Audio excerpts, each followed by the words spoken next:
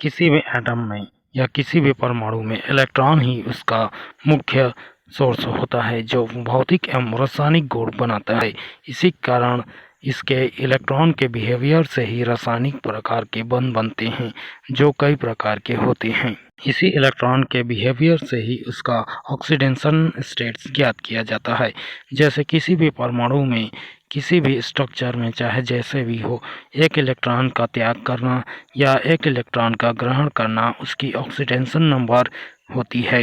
Electron के इसी प्रकार से त्यागे जाने और ग्रहण किए जाने के आधार पर इसका ऑक्सीडेशन मान धनात्मक और ऋणात्मक होता है। जैसे इलेक्ट्रॉन त्यागा जाता है तब यह मान धनात्मक होता है और लेकिन इसके बाद इलेक्ट्रॉन ग्रहण किया जाता है तो यह ऋणात्मक होता है।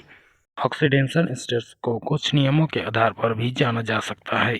उदाहरण के तौर पर हम यदि समझें तो किसी भी अणु में उसमें उपस्थित एक परमाणु द्वारा जितनी भी आवेश प्रदर्शित की जाती है या मुक्त की जाती है वहीं उसका ऑक्सीडेशन नंबर होता है और इसी के समानता में पाया जाता है। ऑक्सीडेशन अवस्था किसी भी अणु के उसके आवेश के तुल्य के समान होता है और इसी प्रकार दोस्तों फ्री स्टेज में या मुक्त अवस्था में किसी भी तत्व का आवेश या ऑक्सीकरण अवस्था शून्य पाया जाता है। इस प्रकार ऑक्सीकरण अवस्था में यदि हम हाइड्रोजन की बात करें तो हाइड्रोजन धात्विक हाइड्राइडों में इनका ऑक्सीकरण अवस्था -1 पाया जाता है क्योंकि यह अन्य यौगिकों में इसकी ऑक्सीकरण अवस्था धनात्मक होता है।